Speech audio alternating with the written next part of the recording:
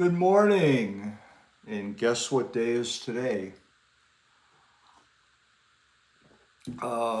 Yes, yes, I'm part Irish, but as they say, everyone's Irish on St. Patrick's Day, whatever. But we're all one. We're all one at the level of soul. So it doesn't make any difference what our heritage or culture was. Today's daily word from unity is I remember with gratitude those who have left their mark on my life. Certainly St. Patrick left a mark on many people in the world. Today I take a few moments to recall people and events that left a lasting impression on me and the arc of my life and left me for the better.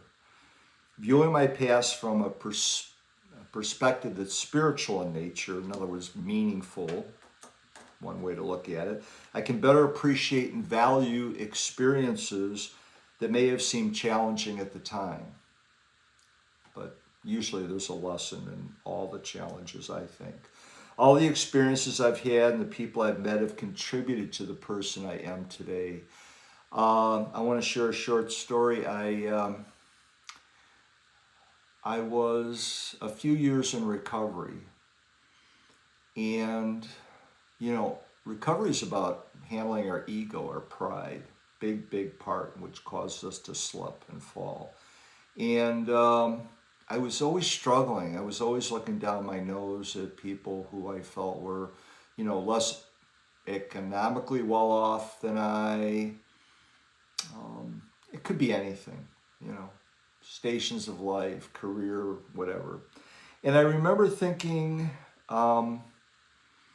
praying to God for months, please make me humble. I'm tired of looking down my nose. I didn't say anything, but I would look down my nose at people. I would be walking down the halls at work, and if people weren't at my level, I would think, oh, they're a this or they're a that, just have that thought. And I thought, I'm trying to find a unity, a spirituality, love for all. And I was still struggling with those thoughts I'd have, and I didn't like it. So I got laid off after a few years in recovery, and I got home from work, and my cleaning woman was there, Ethel, and she was doing my laundry, cleaning the apartment, my condo, and I said to her, we got to talk. I said, I just got laid off. I have no income. I can't pay you. She said, you might quit me, but I'll never quit you. When you get back going again, you have an income, you pay me for back wages. And she said, don't worry about it. Who's the better person here?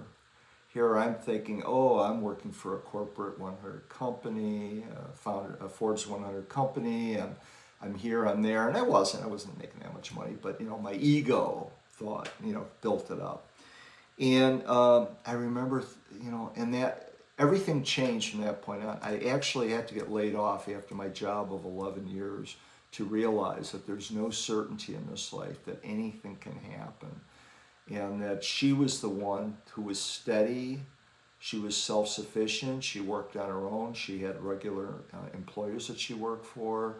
I thought, she's doing better than I am, and she's certainly more humble. So from that point on, when I see people at work, like at the hospital, whatever they're doing, I just look at them, and with gratitude, they're all important. They all have their role to play. Nobody's higher, nobody's lower as far as I'm concerned. I appreciate the presence of God in my relationships and through all these experiences. This awareness has been with me as I've walked down my path, been strengthened and nourished by spiritual truths and practices. And I have been protected and guided by divine wisdom and love. And this is based on a Psalm 33. I will call to mind the deeds of the Lord. I will remember your wonders of old. So my higher power ultimately is behind everything, I think. You don't have to believe that. If you don't believe in a higher power, that's okay. But having an open mind can help us also get through this, okay? And looking for that sometimes circumstances do happen that are meaningful and maybe weren't accidental. Okay? Thank you. Have a great day.